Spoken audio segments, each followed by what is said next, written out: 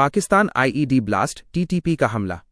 पाकिस्तान के खैबर पख्तूनख्वा में सुरक्षा बलों के काफिले पर एक आत्मघाती आईईडी हमला हुआ, जिसमें 16 पुलिसकर्मी गंभीर रूप से घायल हो गए। यह हमला डेरा इस्माइल खान जिले के पास हुआ और तहरीक पाकिस्तान टीटीपी ने इसकी जिम्मेदारी ली है। अफगानिस्तान से सटे इन इलाकों में आतंकी हमले लगातार बढ़ रहे हैं। कन्नौज डकैती, साधु का भेष बदलने वाला आरोपी गिरफ्तार। कन्नौज में 8 साल पहले हुई डकैती का आरोपी रामशरण, जो फरार चल रहा था, पुलिस ने उसे गिरफ्तार कर लिया है। रामशरण ने साधु का भेष धारण कर लकड़ी का कारोबार शुरू कर दिया था और अपना हुलिया बदल लिया था। न्यायालय से गैर जमानती वारंट जारी होने के बाद पुलिस ने मुखबिर की सूचना पर उसे पकड़ा। मुख्यमंत्री धामी, जनता मिलन कार्यक्रम और त्वरित कार्रवाई। मुख्यमंत्री पुष्कर सिंह धामी ने मंगलवार को जनता मिलन कार्यक्रम में लोगों की शिकायतें सुनी और अधिकारियों को त्वरित कार्रवाई के निर्देश दिए। उन्होंने कहा कि सरकार जन समस्याओं का समयबद्ध समाधान चाहती है और शिकायत निवारण प्रक्रिया को सरल बनाना चाहती है। धामी ने राज्य के विकास में जनता से सुझाव और सहयोग मांगा है। सरकार का लक्ष्य जनता का हित और प्रदेश का विकास है।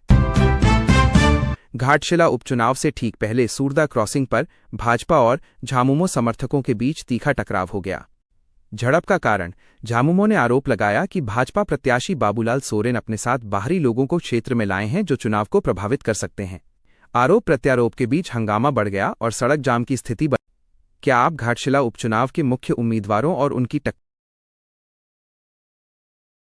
अधिकारियों ने दोनों पक्षों को समझा बुझाकर शांत किया और बाबूलाल सोरेन के मौके से जाने के बाद स्थिति सामान्य हुई। क्षेत्र में पुलिस बल तैनात किया गया है ताकि 11 नवंबर आज के मतदान को शांतिपूर्ण ढंग से संपन्न कराया जा सके। भैरो घाट से खलासी लाइन तक सड़क निर्माण। भैरो घाट से खलासी लाइन तक 70 लाख रुपए की लागत से सड़क का निर्माण किया जाएगा। इस परियोजना का उद्देश्य स्थानीय निवासियों के लिए बेहतर कनेक्टिविटी प्रदान करना है, जिससे लोगों को आने जाने में सुविधा होगी और क्षेत्र का विकास होगा। सड़क निर्माण से स्थानीय लोगों को रोजगार के अवसर भी मिलेंगे। दिल्ली धमाके के तार जैश-ए-मोहम्मद से जुड़े हैं, जिसमें संगठन की महिला विंग की प्रमुख डॉक्टर शाहीन शाहिद को फरीदाबाद से गिरफ्तार किया गया है। कानपुर कनेक्शन। डॉक्टर शाहीन 2006 से 2013 तक कानपुर के जीएसवीएम मेडिकल कॉलेज में प्रवक्ता फार्माकोलॉजी के पद पर तैनात थीं। वो बिना सूचना दिए लापता हो गई थीं, जिसके बाद 2021 में उन्हें शासन की ओर से बर्खास्त कर दिया गया। उनका विवाह डॉक्टर जफर सईद नेत्र रोग विशेषज्ञ से हुआ था, लेकिन 2013 में लापता होने से पहले ही उनका तलाक हो चुका था। शाहीन पर मसूद अजहर की बहन सहीदा अजहर के संपर्क में रहने और भारत में महिला आतंक ब्रिगेड बनाने का जिम्मा संभालने का आरोप है। जांच एजेंसियां अब उसके पुराने सहयोगियों और नेटवर्क को खंगाल रही हैं। पीएम किसान योजना की 21वीं किस्त में देरी को लेकर सरकार ने आधिकारिक वेबसाइट पर अपडेट जारी किया है। कई अयोग्य किसानों द्वारा पंजीकरण कराने के कारण आवेदनों को संदिग्ध माना गया है।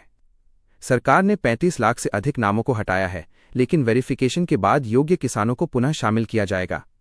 किस्त जारी होने में वेरिफिकेशन प्रक्रिया पूरी होने तक देरी होने की संभावना है।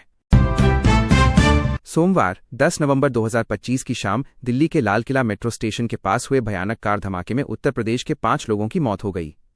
मृतकों में शामिल श्रावस्ती के दिनेश कुमार, मेरठ के मोहसिन, शामली के नुमान और अमरोहा के 2 दोस्त अशोक और लोकेश। लोकेश खाद विक्रेता और अशोक डीटीसी कंडक्टर लाल किला के पास मिलने गए थे, जहां धमाके की चपेट में आने से दोनों की जान चली गई। मातम श्रावस्ती के दिनेश, जो प्रिंटिंग प्रेस में मजदूरी करते थे, उनकी मौत की खबर से उनके चिकनीपुरवा गांव और अन्य मृतकों के घरों में गहरा मातम पसरा हुआ है। पुलिस और एनआईए मामले की गहन जांच कर रही है, जिसमें आतंकी साजिश के एंगल पर भी ध्यान दिया जा रहा है। बिल्हौर जीटी रोड किनारे मजदूर का शव, हत्या की आशंका। बिल्हौर के उत्तरीपुरा में जीटी रोड के किनारे एक मजदूर का शव मिलने से सनसनी फैल गई। मृतक दुर्गा प्रसाद गौतम के शरीर पर चोटों के निशान पाए गए हैं, जिसके चलते परिजनों ने हत्या की आशंका जताई है। पुलिस मामले की जांच कर रही है और पोस्टमार्टम रिपोर्ट का इंतजार है। डेल्टा पायलट का आश्वासन, बेटी के लिए आइसक्रीम का वादा। डेल्टा एयरलाइन के पायलट क्रिस्टोफर पेनिगटन का वीडियो वायरल हो रहा है, जिसमें वे यात्रियों को शांत रहने का आश्वासन दे रहे हैं। उन्होंने अपनी बेटी से आइसक्रीम का वादा किया और कहा कि वे सुरक्षा से समझौता नहीं करेंगे। अमेरिका में सरकारी शटडाउन के कारण यात्री चिंतित थे, लेकिन पायलट के आश्वासन ने सबका दिल जीत लिया। जम्मू कश्मीर के कठुआ जिले में स्थित 500 वर्ष से भी अधिक पुराने विश्वस्थली किले बसोहली महल के सौंदर्यीकरण और संरक्षण के लिए सरकार ने 650 लाख रुपए की राशि मंजूर कर दी है। इस राशि का उपयोग महल के ऐतिहासिक खंडर और आसपास के क्षेत्रों को दुरुस्त करने में किया जाएगा। बसोहली महल पाल वंश के राजाओं द्वारा बनवाया गया था और ये क्षेत्र की ऐतिहासिक विरासत का प्रमुख केंद्र है। सौंदर्यीकरण परियोजना का लक्ष्य इस प्राचीन स्मारक को पर्यटन के लिए आकर्षक बनाना है।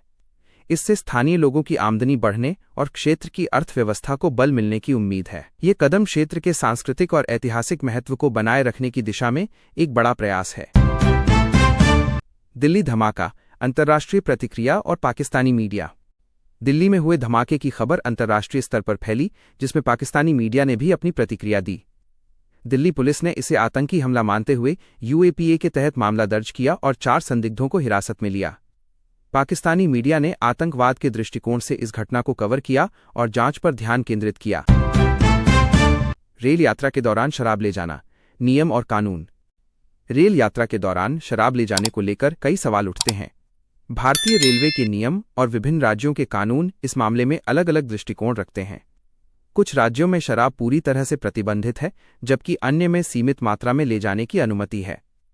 रेलवे परिसर में शराब का सेवन करना दंडनीय अपराध है और नियमों का उल्लंघन करने पर जुर्माना और जेल भी हो सकती है। इस्लामाबाद, अदालत के सामने आत्मघाती हमला। पाकिस्तान की राजधानी इस्लामाबाद में अदालत के सामने एक आत्मघाती हमले में 12 लोगों की मौत हो गई और 21 घायल हो गए। ये धमाका कोर्ट के बाहर खड़ी एक कार में हुआ, जिसमें ज्यादातर वकील और याचिकाकर्ता घायल हुए। घटना के बाद कोर्ट खाली करवाकर बचाव कार्य शुरू किया गया और अस्पताल में इमरजेंसी घोषित कर दी गई है। पुलिस मामले की जांच कर रही है।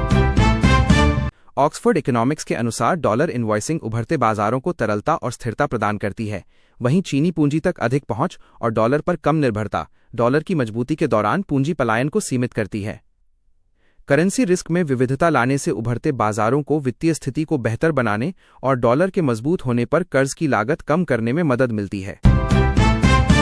विधानसभा चुनाव के दूसरे चरण में मंगलवार 11 नवंबर को मतदान के लिए मतदान केंद्रों पर वोटरों की भारी भीड़ उमड़ी, लेकिन भागलपुर के मतदाताओं ने निराश किया। शाम 5 बजे तक भागलपुर जिले में 66% मतदान दर्ज किया गया है। इनमें सबसे कम भागलपुर सीट पर 55%, नाथनगर में 68%, सुल्तानगंज में 65%, कहलगांव में 71%, गोपालपुर में 68%, बिहपुर में 65% और पीरपैंती में 70% वोटिंग हुई है।